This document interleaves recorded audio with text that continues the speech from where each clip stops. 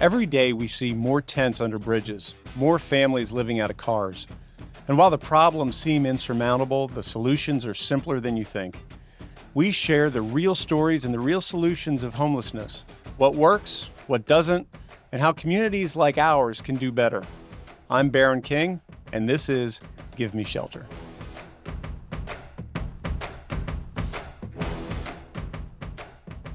Well, welcome back to Give Me Shelter. I'm glad you're here. We're going to be talking about the Cicero Institute today. In fact, this episode is called Unmasking Cicero.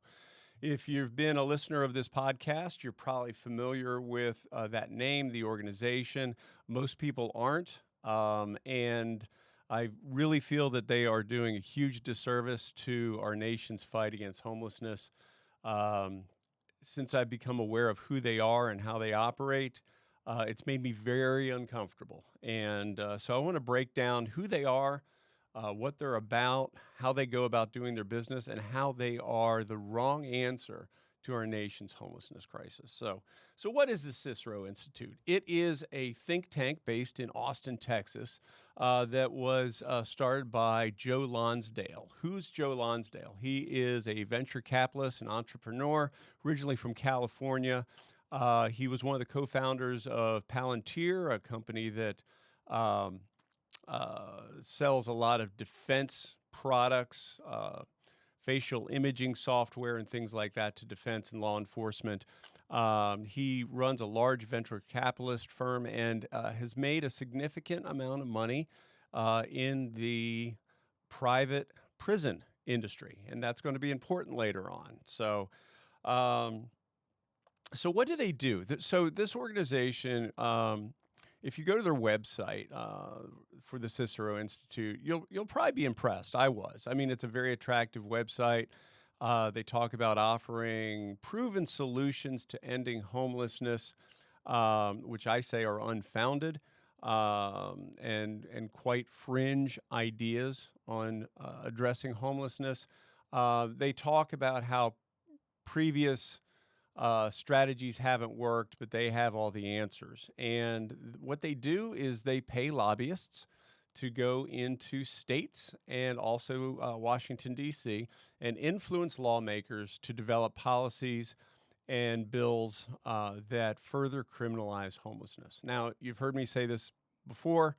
There's really two big different approaches to solving homelessness. One is supportive services and affordable housing, and then the other is law enforcement. And unfortunately, law enforcement doesn't offer any long-term gains to the homeless crisis. It really only exacerbates the situation for those experiencing homelessness. Also, the Cicero Institute slams the housing first approach. You've heard me talk about housing first. There are some really good aspects of it. There's a good amount of evidence that it is an effective tool. Unfortunately, it's the only federal tool in the toolbox, and so it has some limitations. And I'm not one to shy about talking about those limitations. But the Cicero Institute says it doesn't work at all, and that's just a falsehood. And what they do is they get in the ear of state and federal lawmakers, and they say, you know what, we need to pass this bill, or let's help you write some legislation that will solve homelessness.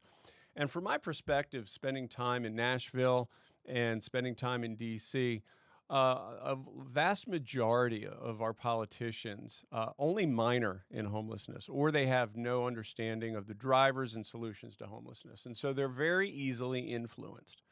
But what I have, and this came to me from a friend of mine in Nashville from the organization Open Table Nashville, is a document. It's a memo within the Cicero organization.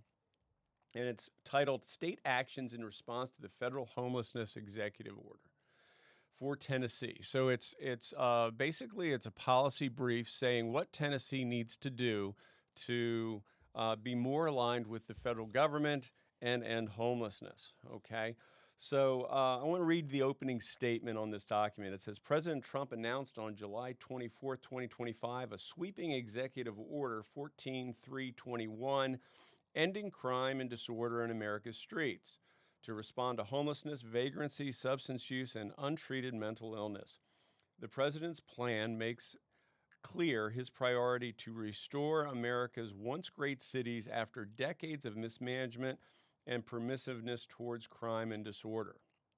States should take the following actions to comply with the executive order and rebuild the president's vision for a safer and cleaner America. Okay, so right off the bat, what we're saying here is our biggest crime problem in the United States is homelessness and vagrancy and substance use.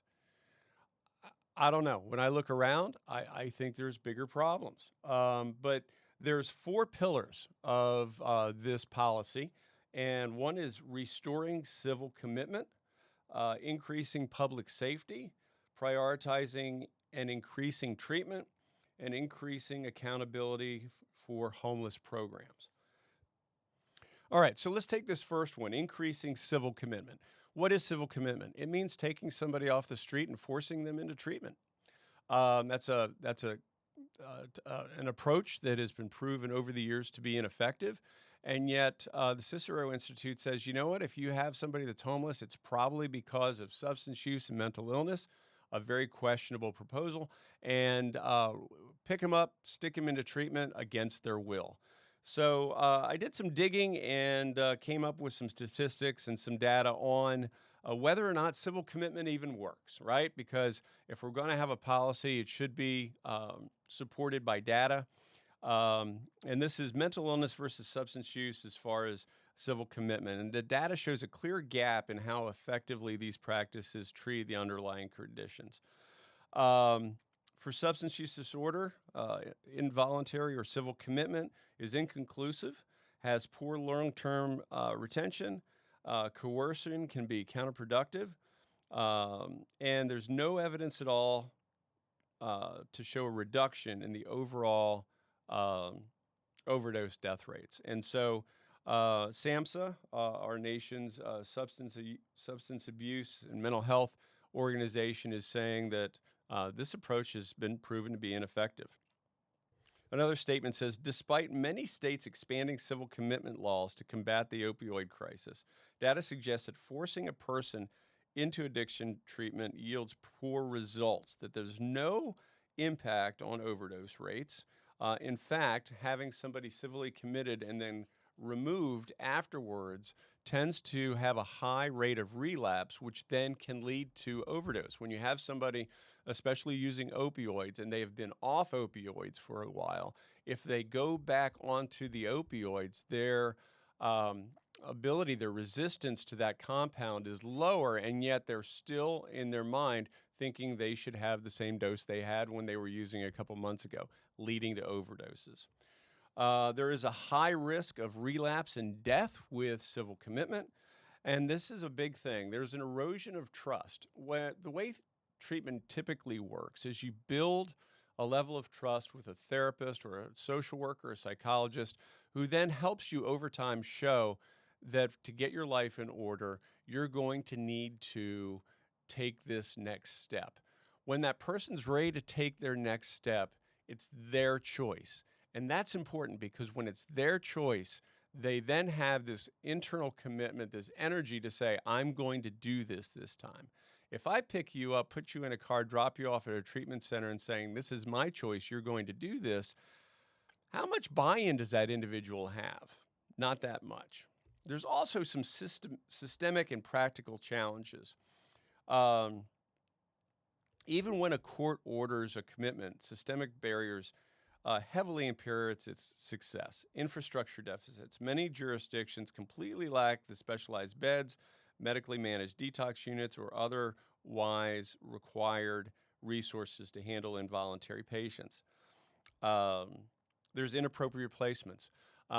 People are sometimes sent to facilities to treat problems that aren't really existing, problems that aren't really problems.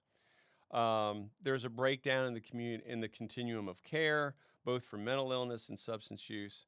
And so really the evidence points to civil commitments don't work. You know what? It's easy to just say we're going to sweep the streets and throw these people into treatment. But one thing this memo also doesn't talk about is the cost for treatment. Who's going to pay for it? Are you really expecting somebody that is living on the streets can afford inpatient treatment?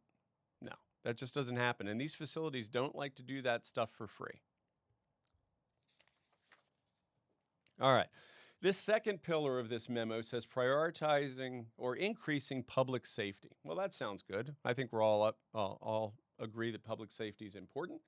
The executive order targets endemic vagrancy, disorderly conduct, and violent attacks to improve public safety and protect American cities. Okay, so this lies on the assumption, this presumes that our homeless population are dangerous. I would say we can refute that pretty easily. People experiencing homelessness are significantly more likely to be victims of violent crime than perpetrators of violent crime because they lack security, private shelter. Unhoused individuals are highly vulnerable to exploitation, assault, and theft.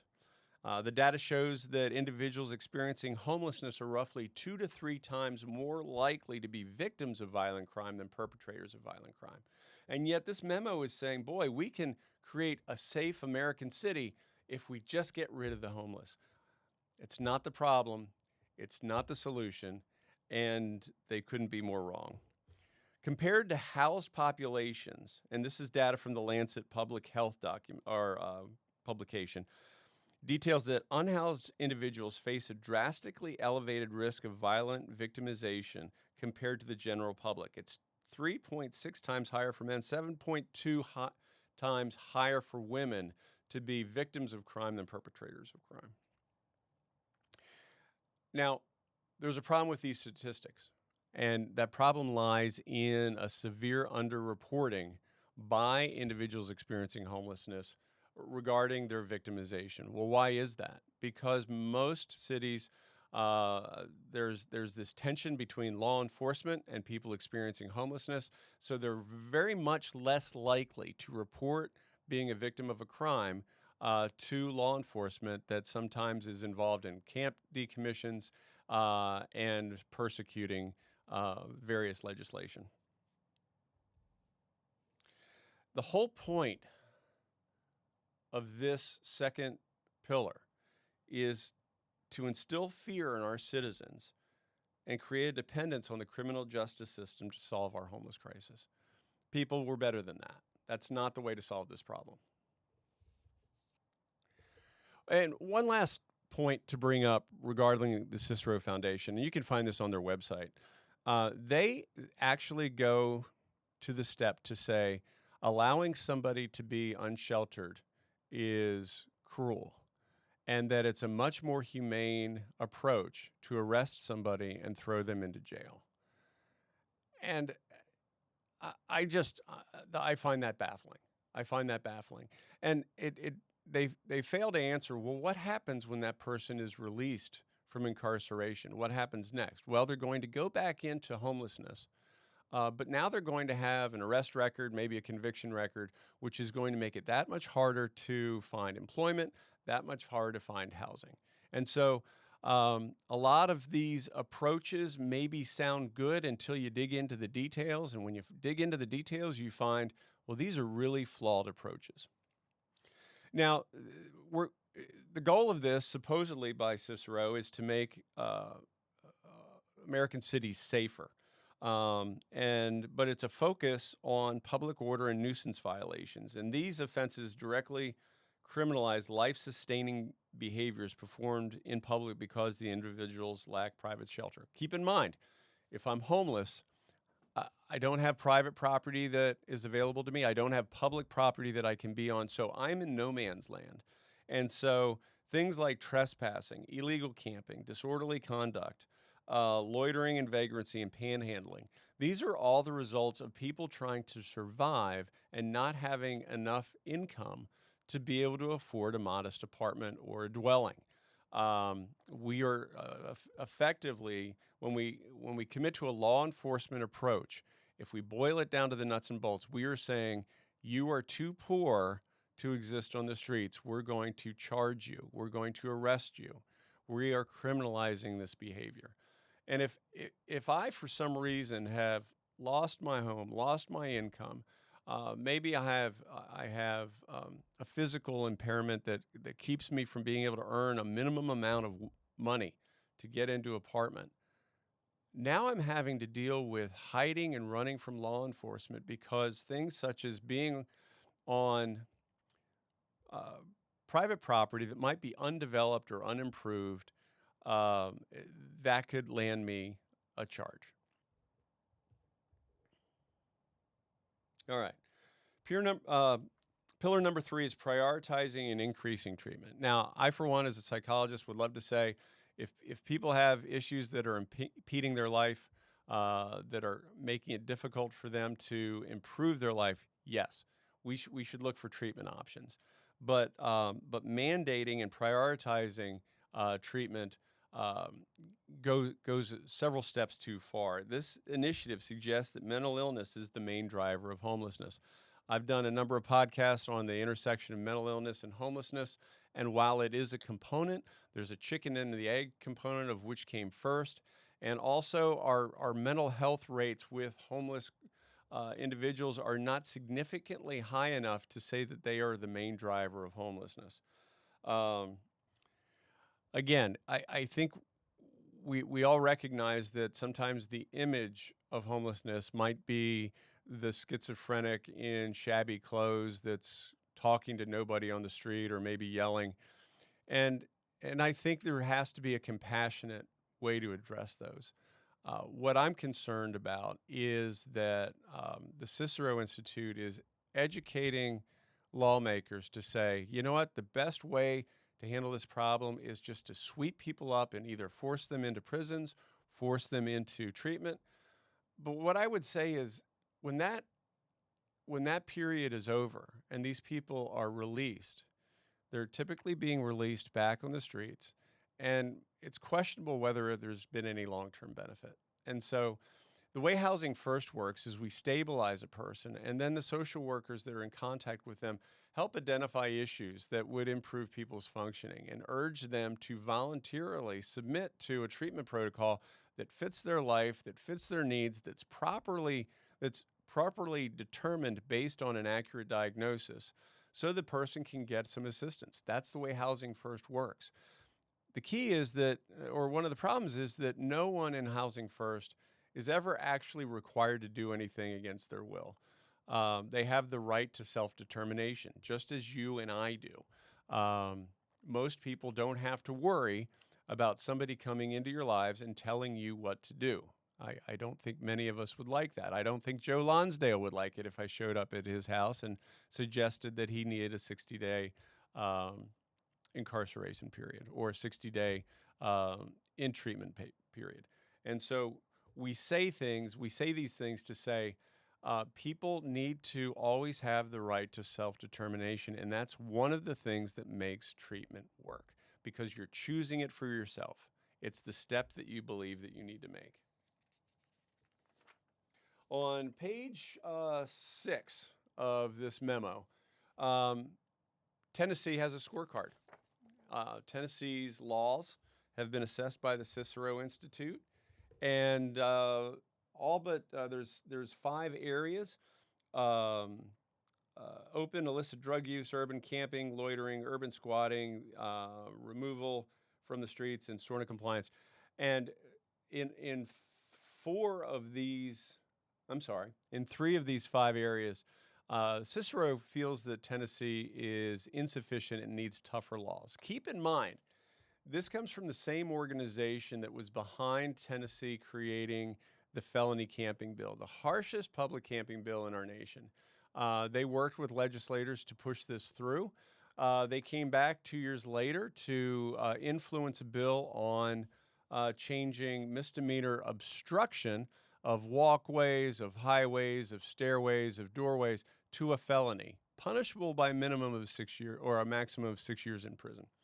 Um, I know that because I was invited to testify in Nashville on Capitol Hill against this bill, and I was fortunate. I was able to meet with a panel of 9 senators from Tennessee in the judiciary hearing, and talk about if this bill goes um, into play, how it's going to wreak havoc on individuals struggling with homelessness. Fortunately, that testimony and testimony from a colleague of mine was enough to send this bill back to committee to be rewritten and ultimately changed. And so this is the way they work. They get in there, they get into the heads and minds of our politicians who really don't major in homelessness issues. It sounds good, it's dressed up nice. A bill is passed, and all of a sudden, the people that are our neighbors that are really struggling have to bear the burden, and and we have to do better than that. So I want to read one more component here.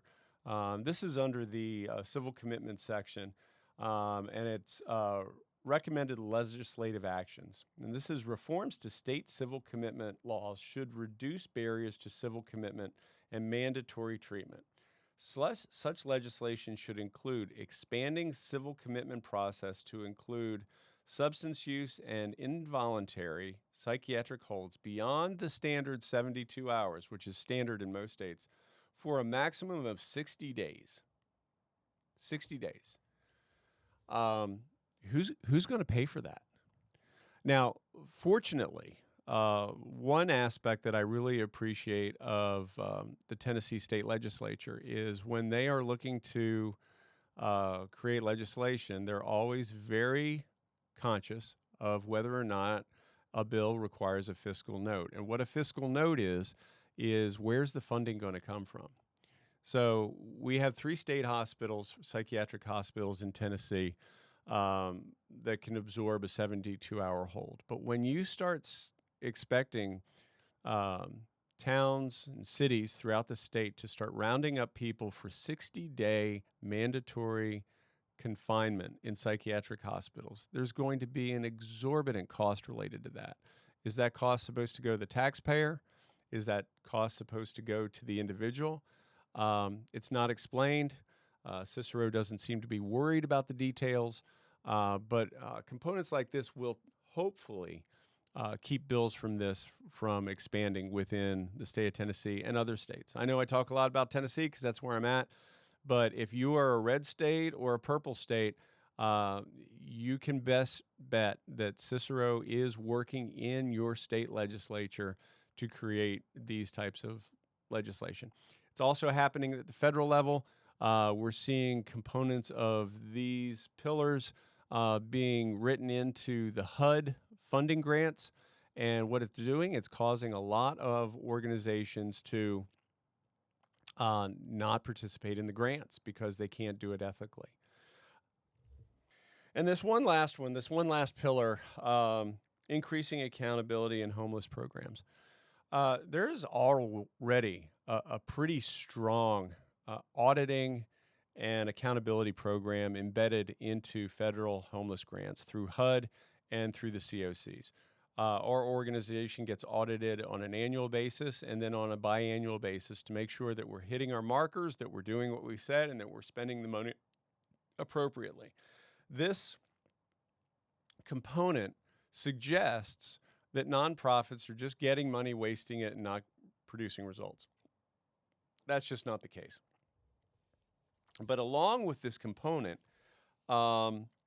it's requiring service providers who do outreach. And what is outreach? Outreach is sending individuals to remote encampments to provide services. It's requiring them to coordinate with law enforcement to deliver the identities of people in those camps and the locations of those camps.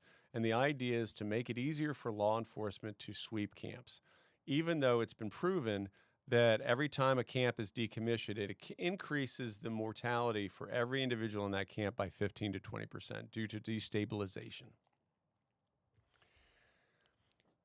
So we have these 4 pillars. It's what they want to do. It's what they want the states to do. Ironically, they completely ignore the biggest systemic driver of homelessness, which is the lack of affordable housing. They don't address it. And why is that? I think it's because it does not line up with our federal government's priorities right now. They want to stay in the good graces of our current federal administration. They want to increase their influence. And so they're not really looking at this systemically. They're saying, let's identify a couple things that the average person associates with homelessness. Let's get tough on those things. And boy, it'll make our lawmakers look good.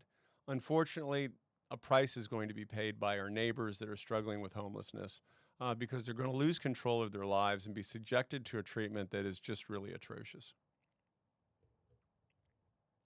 All right. So we've talked about the problem.